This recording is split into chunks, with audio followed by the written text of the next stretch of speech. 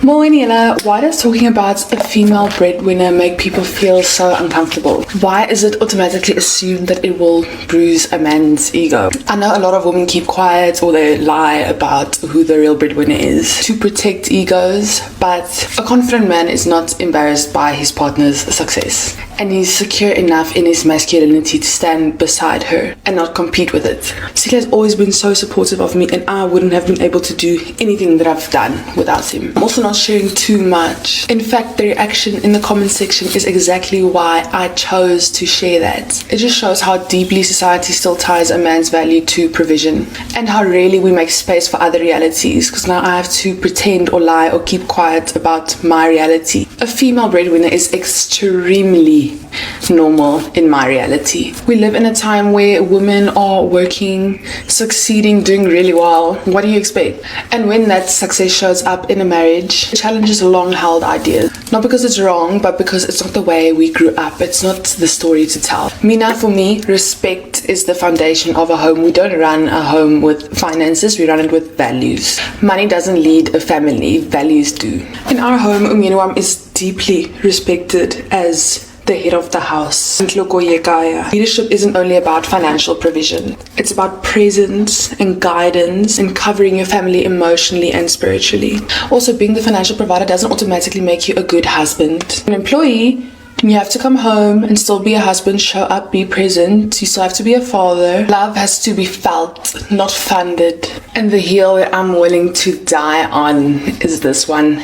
Every woman should be able to maintain her lifestyle without her man. Every woman must be able to take care of herself. Not because she doesn't value partnership, but strength and independence can coexist with respect and love. But every home is different, and what matters most is the people inside of it, doing what works for them with honesty and dignity and respect. At the end of the day, I'm always trying to change the narrative. At first, it was the interracial relationship, and I guess a lot of Afrikaans people felt uncomfortable. And now in this case, you might feel uncomfortable, but I'm trying to change the narrative. Because not everyone's reality looks the same, and it also doesn't have to. Female success is not a problem, insecurity is. A home built on truth and support will always be stronger than one built on pretending. If anything, the conversations that are happening are showing where society still feels uncomfortable, not where our marriage is fragile. We didn't start having these conversations because of television. We were already living them. The show didn't create our reality, it simply reflected it. Sihle is still very young, smart and ambitious, and I love him for who he is. He's busy working on his next move,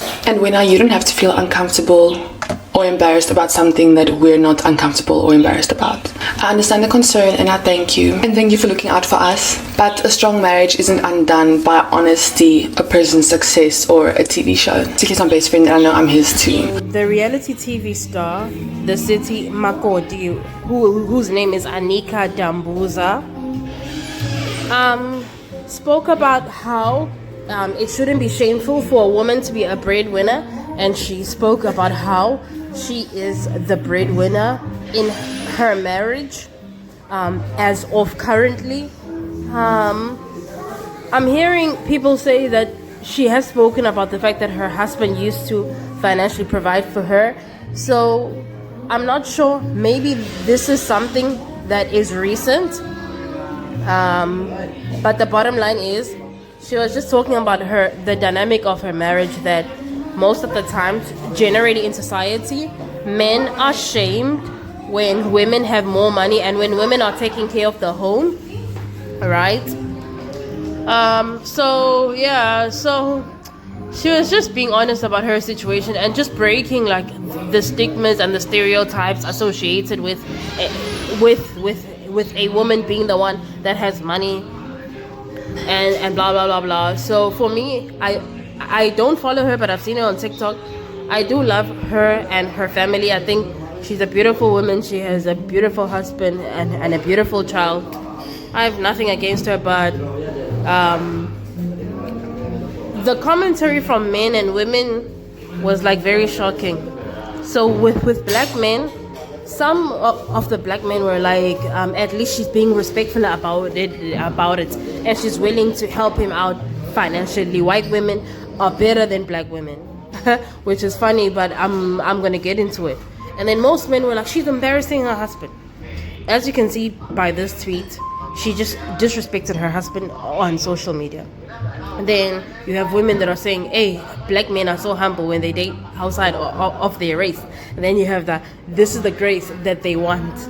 And then you have another one that said women from other races are very honest about being providers. They are very open about it. Black women were conditioned to hlonipha indoda and pretend he's the provider to save him from public embarrassment. And you know what? I absolutely agree with these two tweets.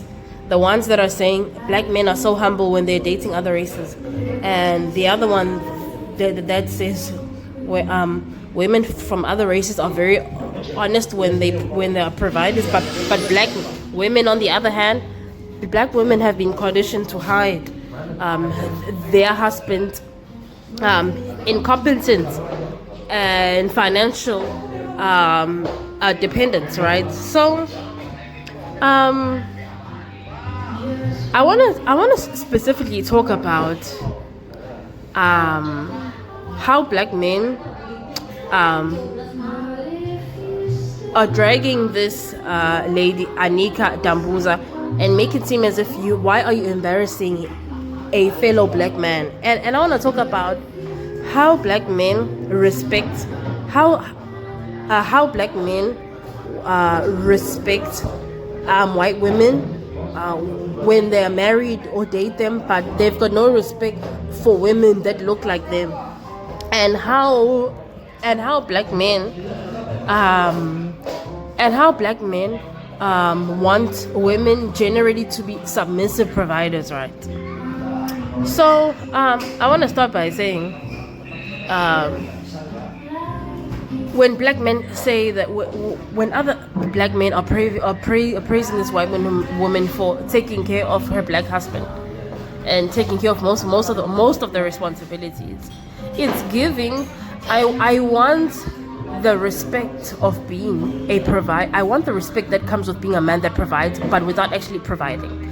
Most black men want submissive providers, and they would rather drag black women and say, I even saw a tweet from a black man that says black women are a curse, which translates to black women are now starting to have standards, and it scares me as a loser black man. And secondly, some black women and black men were saying, you're embarrassing your husband, why is that? But the husband came out with a video saying that my masculinity is not fragile, which for me, I don't know the dynamic of this marriage. It could be a thing of for a long time Sihle was taking care of her, then now she's taking care of him. Men and women can both be breadwinners depending on who's fine at that moment. So just because a wife is taking care of a husband at that moment doesn't mean that he has never provided. It just means it happens that sometimes a man has more money, sometimes a woman has more money. That is just life. And honestly, I do not judge this woman, and I do not judge women that find themselves in a position where they have to do more. For me, it all depends on the character of your man and how he is. Taking care of a cheater is a definitely no-no. Taking care of a man that disrespects women of his own race is a no-no. Clearly, Sihle is a good guy to a certain extent. Like, I don't know.